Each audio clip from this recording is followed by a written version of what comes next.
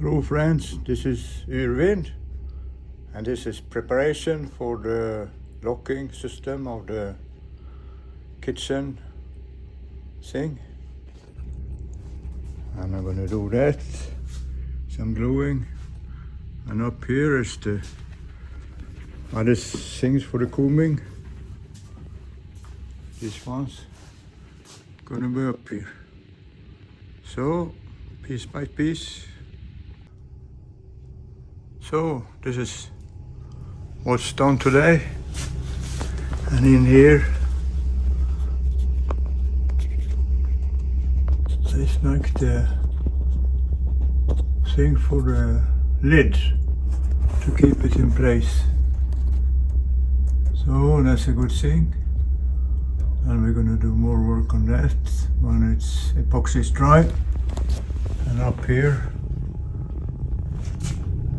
the combing is coming up. So now we got 4 sides on the inner combing and the outer combing, keeping the gasket. It's coming later.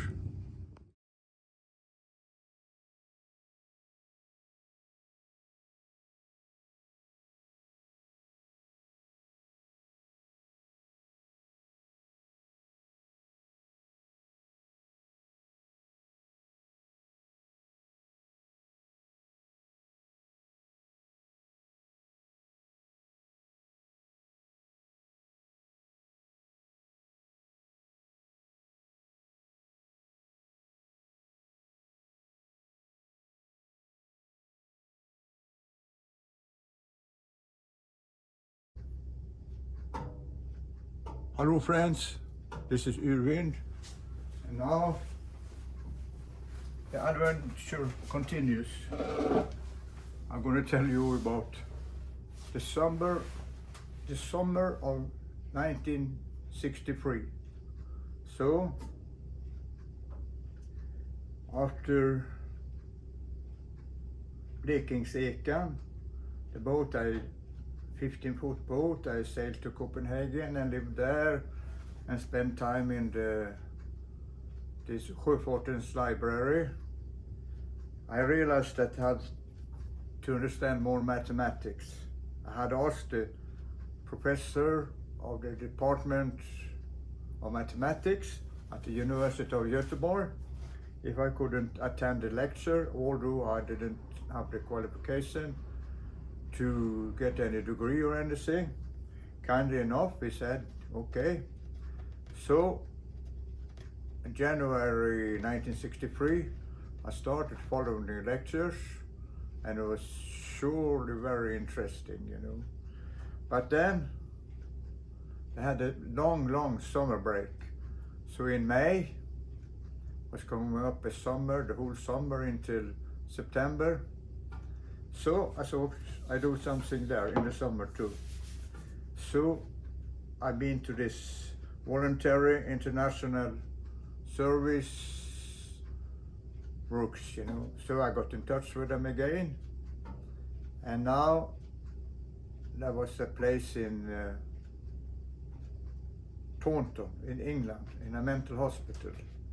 And after that, it was a place up in Fair Isle, on the small island between Shetland and Orkney. So that was very interesting. Then I met a girl in Austria, in Wegside, outside Linz. And she lived in Cambridge.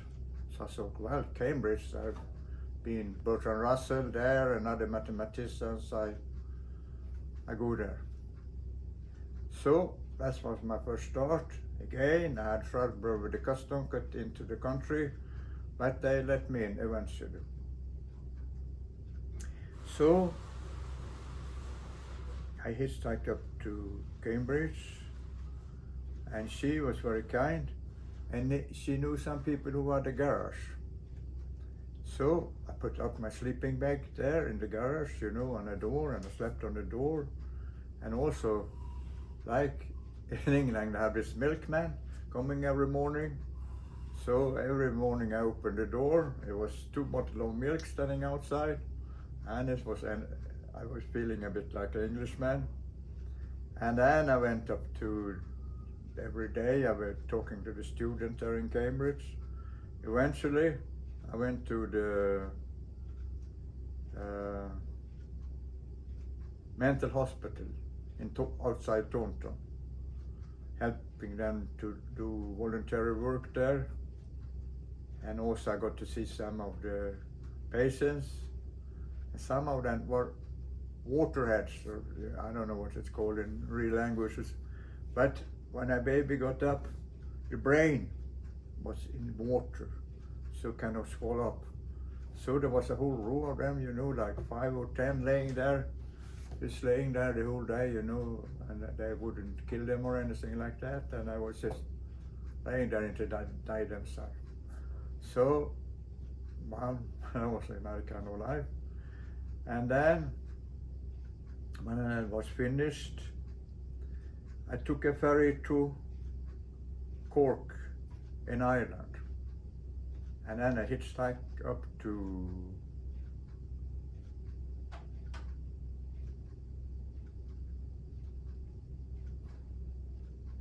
what is it called? Town of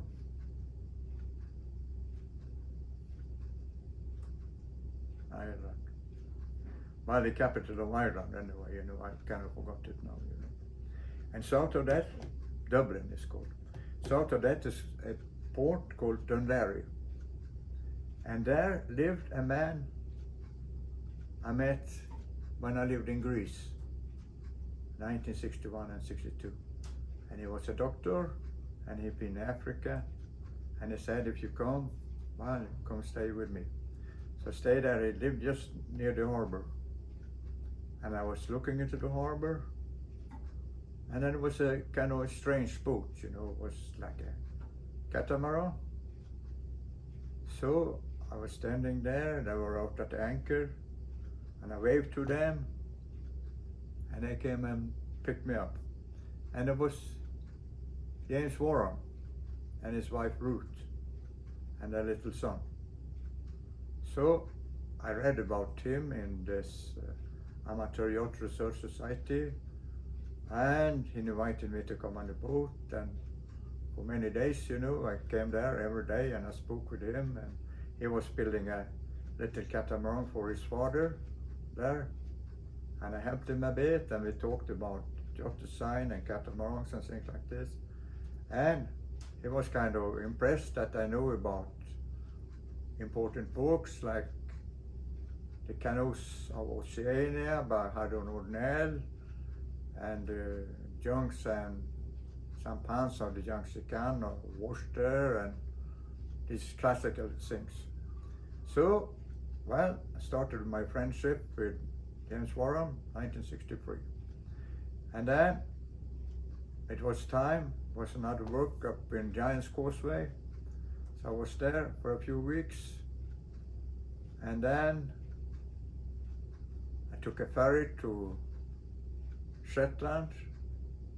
And there was then from Lerwick, I got a bus to south end of the island to Somewhere Ahead. And there was kind of a little boat going to this little island, Fair Isle. So that was interesting, helping to build roads. And there was a thing, we picked up stones on the beach, like big stones like that, puts in a machine. It was like yours, crushing them into macadam, and then we put out on the roads. And I went up to there was 2 lighthouses and thing. I speak to the man with the lighthouse, and it has to go around, with a very precise speed. So there was a load hanging it down doing that. And while he doing up that, there was another load. But he knew it so well, so he kind of turned it around anyway, So Queen Elizabeth been there, and she wrote in the book, and I could write in the same book as her.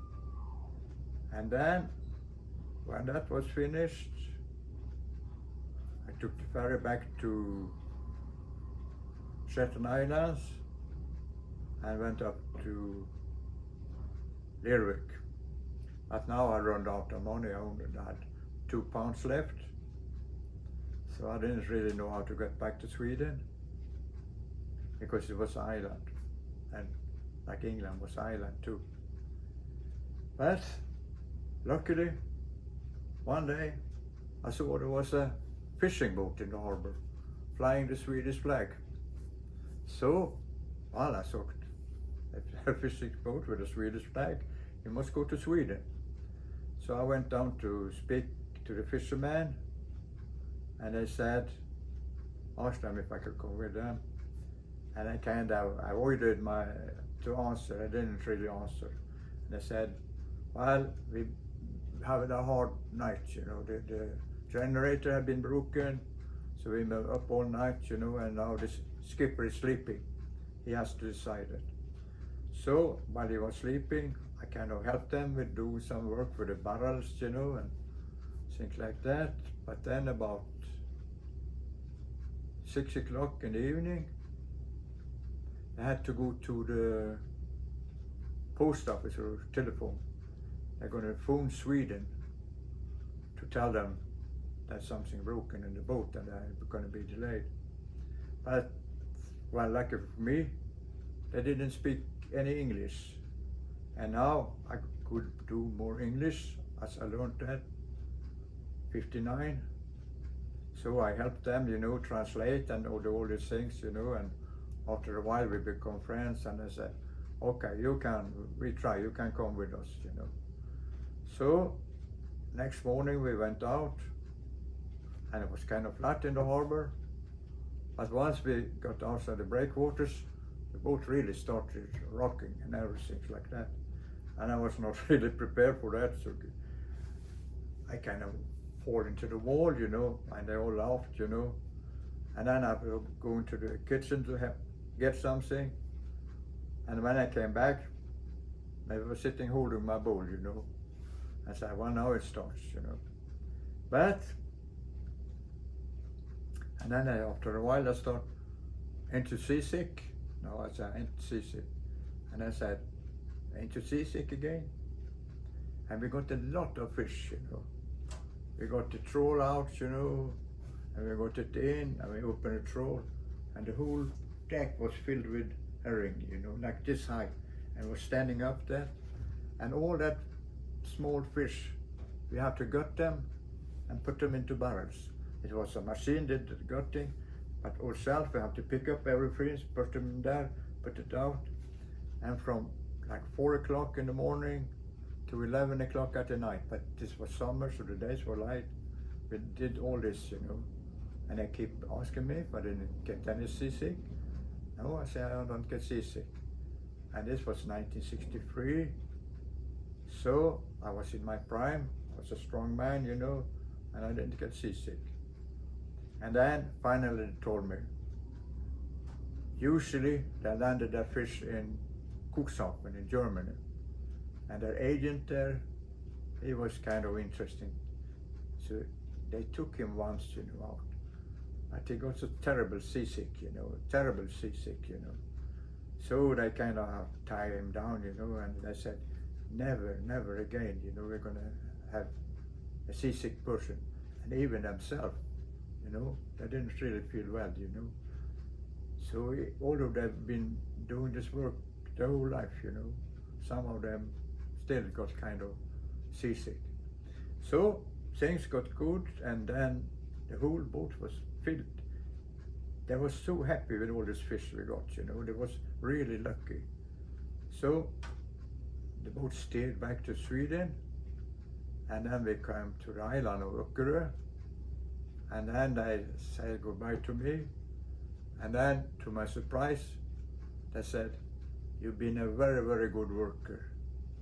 We didn't expect it, and now we got all this fish, we really needed an extra hand. So here I said, it's 400 kroner. This was like $40 at that time. That's plenty of money. And so that was kind of extra money I didn't expect. And near my home, on a place, There was a Volkswagen bus who didn't run. Something was wrong with the bus, you know. So I bought it for 400 kroner and then had some adventure with that. So this is a little bit me being a fisherman on the North Sea. So thank you for this.